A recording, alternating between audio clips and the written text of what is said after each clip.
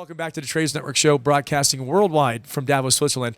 I'm Matt Bird. We're here at the 2020 World Economic Forum, and my next guest needs a little introduction on the world gold stage. Sean Boyd, welcome to the show. Welcome. Yes. Nice to be here.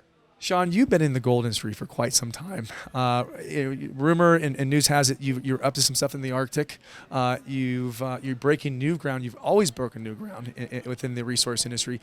What's next with you? What's happening right now in the industry? As you mentioned, it's an exciting time for Agnico. We're still building mines, and we've recently opened 2 mines in Canada's Arctic in Nunavut.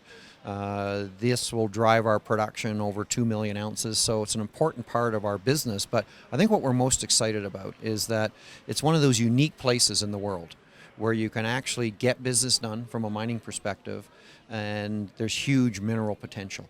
And what we found when we went up there in 2007, that we were welcomed by the locals, the Inuit population, and it's an interesting place to do business because the Inuit own 18% of the land mass, and the land mass of Nunavut is 3.5 times the size of France.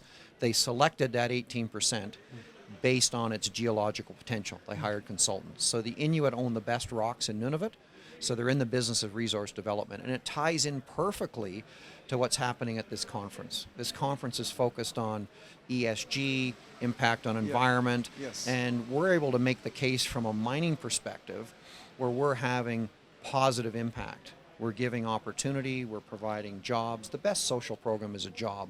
And not only are we generating wealth for our shareholders, we're making a positive difference in the lives of the communities, and we're giving them opportunity for the future. That's what's most exciting. Well, you're no questionably a world thought leader on the subject. Can you switch hats for a little bit and be an analyst from the industry itself? How is the industry itself shifting on the sustainability aspect, on the economic development side? What are you seeing as far as trends? Well, it's for most companies in the mining space, ESG is not new. You have to learn as a mining company, you have to earn your social license to operate those projects every single day. Right. So we're not sitting here as an industry all of a sudden being hit on the side of the head by ESG coming out of the blue.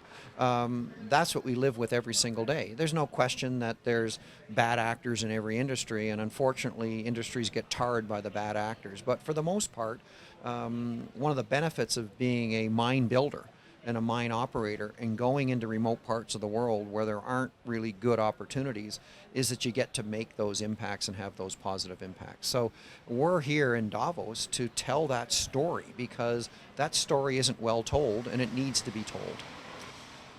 What could other mining organizations out there be doing to become more like Agnico? I think there are a lot that are like Agnico. We're just not hearing those stories because it's a good news story. But when you think about mining, and particularly now, it's a tough business, particularly the gold business. It's an industry that is having a tough time growing its output. Why? Because the easy deposits have been discovered. Where the deposits are being found now, they're in remote parts of the world. They're in places with little or no infrastructure. They're in places with really harsh climates, and you have to be adaptable. But when you go into those regions, usually you're into regions where there isn't much opportunity. And so what you're able to do is not only are you bringing opportunity, but you're bringing an ability to train and have people learn skills. And that's what we do very well. And I think that message needs to get out. You know, few people really know where gold comes from, and that it's a celestial metal. What would, if you want to the audience out there, the retail, the consumers, how special is gold? Well, that's why it's so valuable, because it's hard to find. And so let's just run through where we are. We mentioned Nunavut. So Nunavut, northern Canada, an area with very little infrastructure. We're building our own roads. There's no roads. So we're having to go into these remote regions. But we're also in Quebec. We're 500 kilometers north of Montreal. We're 3 kilometers underground. So you're having to use innovation. You're having to use technology to adapt. We're in northern Finland, north of the Arctic Circle. We're 30 kilometers from a major tourist area. We coexist. We're in northern Mexico, in an area where there isn't a lot of opportunity. And again, we're bringing hope and we're bringing jobs. So it's scarce, which means it's valuable. And there's a lot of debate, and you see it in cycles. Gold's a barbarous relic. Right. Gold has no use. Gold makes no sense. Why is gold $1,550 today in the face of record high stock markets every single day? You would have probably made the case a few years back. If the Dow Jones is 29,000, gold's $1,000. It's telling us something. Yeah. There is money around the world that's worried about the future. Debt's rising. Economies aren't growing. One of the ways that we may need to, as a society, is inflate to manage the debt that's growing. Gold's going to do well in multiple conditions, and so it's still money. It's still a store of value. It's still a preserver of wealth. Great portfolio diversifier, but there's trust behind gold. Yeah. Cryptocurrency, yeah, you got to trust the people that are devising and setting that up. Gold, you have it, you want it. Now, why are central banks buying it? Central banks are buying more gold last year than they did in 50 years. And they control the printing presses. And so gold has a role to just stabilize and support central bank reserves. And we're seeing that diversification. Well, I really like the trust analogy. When we think about the U.S. dollar or any dollar, it's a piece of paper. We define what that value is. It's, it could be worth nothing or it could be worth something, whatever you put to it. Gold, it's a physical, tangible thing. Do you ever come across other precious metals when you're mining? Silver's, in some instances, is associated with gold. We produce byproduct silver.